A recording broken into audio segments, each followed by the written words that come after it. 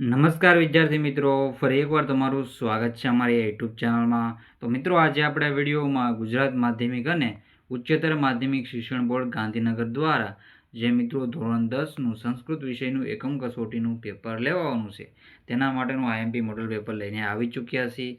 ચેનલમાં નવા હોય તો ચેનલને સબસ્ક્રાઈબ કરવાનું ભૂલતા નહીં અને પૂરેપૂરું પેપર સોલ્યુશન જોયો તમને ઘણો એવો ફાયદો થઈ રહેશે. કુલ ગુણ રહેશે 25 ગુણનું પેપર રહેશે. સમય ને મિત્રો તારીખ અલગ અલગ સ્કૂલમાં અલગ અલગ હોઈ શકે એટલા માટે આપણે આમાં નાખી નથી. તો સાહેબે પૂરેપૂરું પેપર જોઈજો. તો આપણે હવે સોલ્યુશન સ્ટાર્ટ કરી દઈએ. તો પહેલાં શું આપેલું છે જુઓ.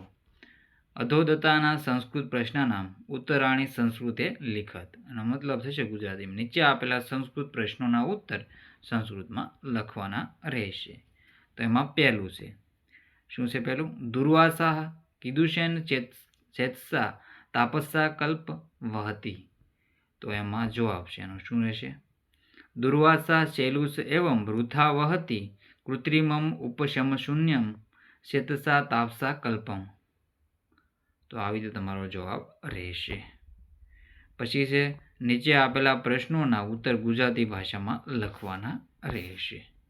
તેમાં જોઈએ તો બીજા નંબરનું છે આવર્તપાત નામ વિઘ્નને સમજાવો.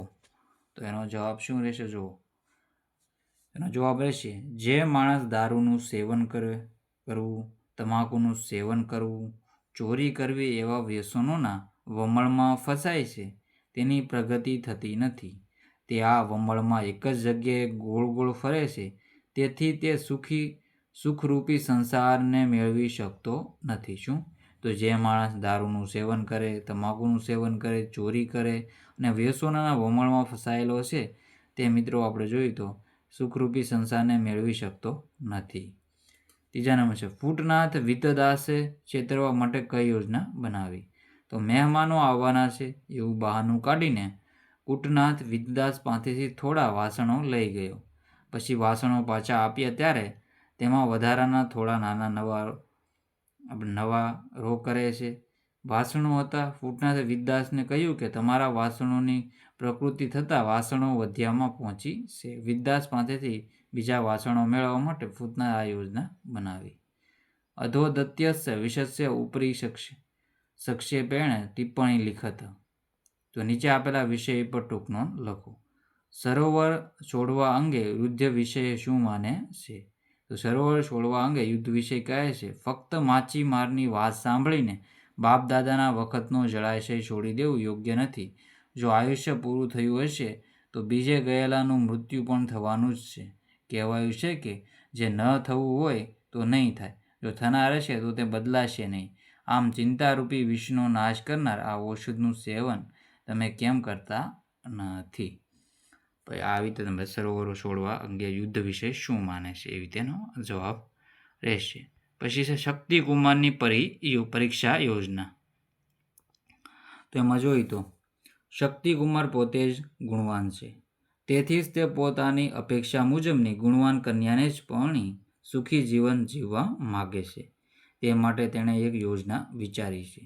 તદનુસાર જે કન્યા તેને એક પ્રસ્થ ડાંગરમાંથી જ વિવિધ વાનગીઓ બનાવી જમાડી શકે તે જ ગુણીલ કન્યા છે.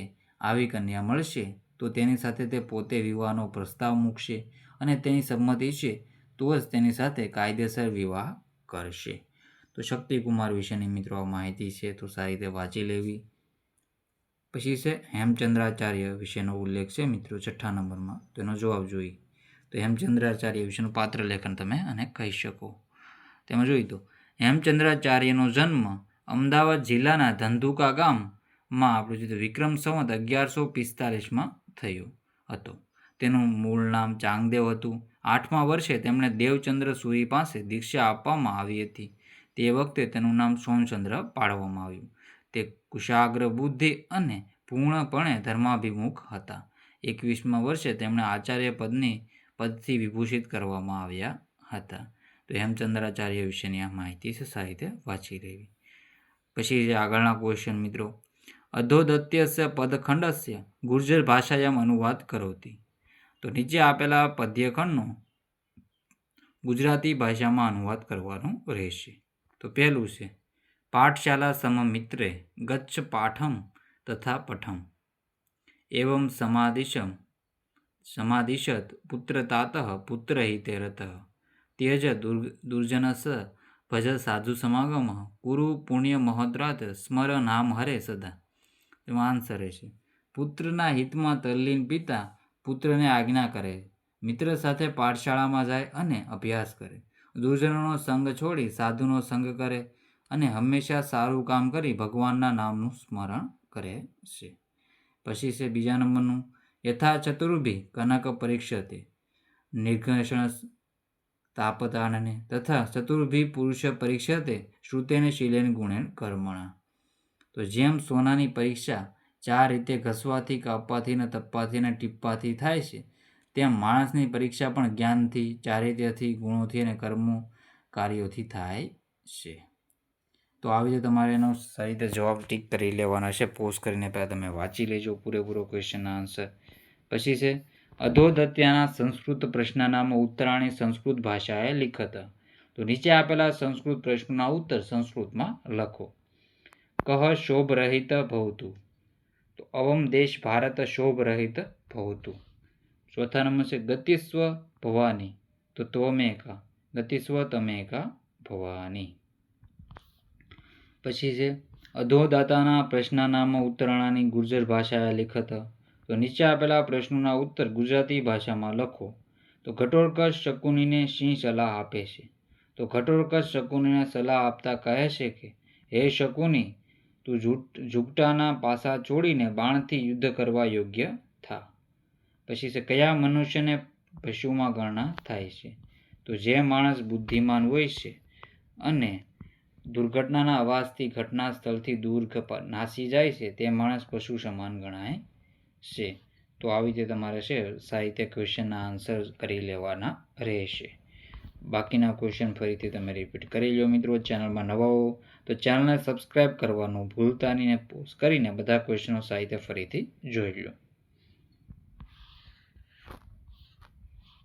તો જોવા હશે મિત્રો, જેમ સોનાની પરીક્ષા 4 રીતે ઘસવાથી, કાપવાથી, તપાવવાથી અને ટીપવાથી થાય છે, તેમ માણસની પરીક્ષા પણ જ્ઞાનથી, ચારિત્ર્યથી, ગુણોથી અને કર્મોથી થાય છે. તો આઈએમપી બધા ક્વેશ્ચનો છે. બાકીના જો તમારે પેપર જોવાના બાકી હોય તો આપણી ચેનલ પર ઉપલબ્ધ છે, એ પણ તમે જોઈ શકો. જેમ કે ગણિત, વિજ્ઞાન, સામાજિક છે મિત્રો, બધા પેપર, ઇંગ્લિશનું પેપર પણ તમને મળી રહેશે. તો સાહિત્યના જવાબ જોઈ લો. તો મિત્રો સાહિત્ય પેપર જોઈ લેજો. તો મિત્રો વિડીયોને એન્ડ કરીએ છીએ. જય હિન્દ, જય ભારત.